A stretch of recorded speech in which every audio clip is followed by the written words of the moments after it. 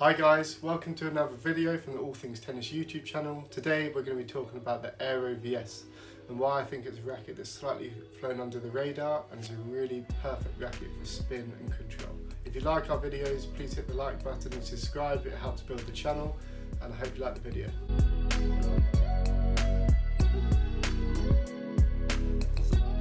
Okay, so Aero VS.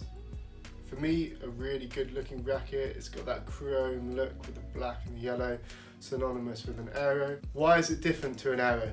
Okay, for me they're very different rackets than a standard 300 gram Aero. The weight is pretty similar, it's 305 grams compared to 300 grams.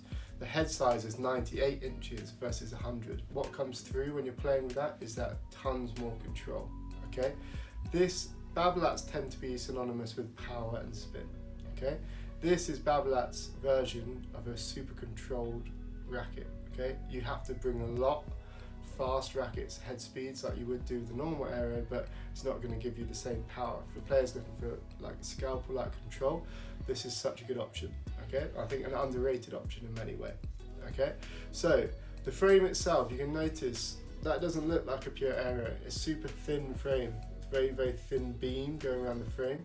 You still have this aerodynamic throat, which I think helps with the spin production. I think Aeros are synonymous with that level of spin. I think the aerodynamic of the throat has a big thing to do with that. Okay, but as I said, it's a much thinner beam racket. It doesn't feel like picking up a Babolat Aero. The VS is one thing they did, Babolat, to make sure they come in packs of 2 or by themselves as well, but they're matched to a gram of each other. So if you're kind of a purist looking to make sure your racket's exactly the same weight, you get maybe a very high level tournament player, or you just like that side of rackets, maybe the more nerdy type of side of rackets, then this is a really nice option. The characteristics when you're playing with it is lots of spin. If you're looking for a spin racket, it's probably one of the best, up there with the VCORE 98, I said, in terms of the same weight as well. Okay, but it's also the feel element. I think this is the best feeling Babolat racket in the range.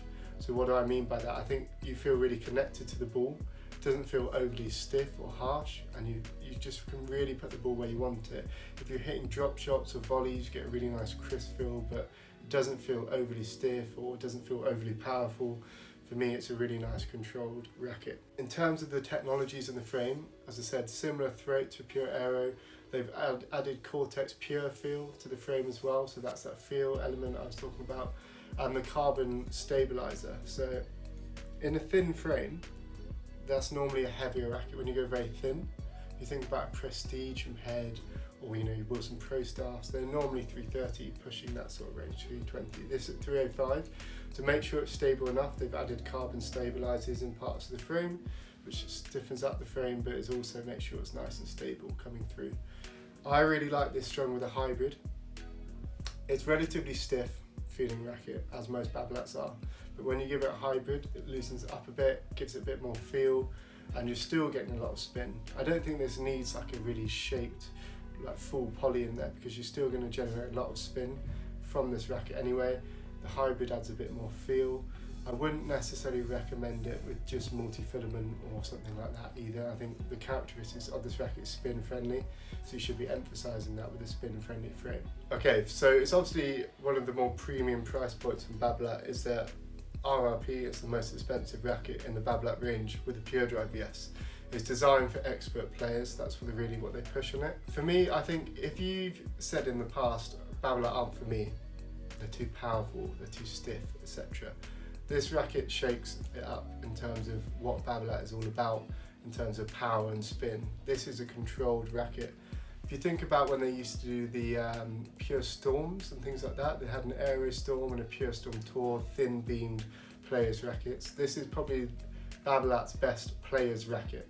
The strike is about control, yeah, definitely. But for me, this is more controlled than a strike. If you haven't maybe used Babolat before and you're a bit of a control freak, you like to have everything controlled on the court, you don't need power, you could bring your own power to the game.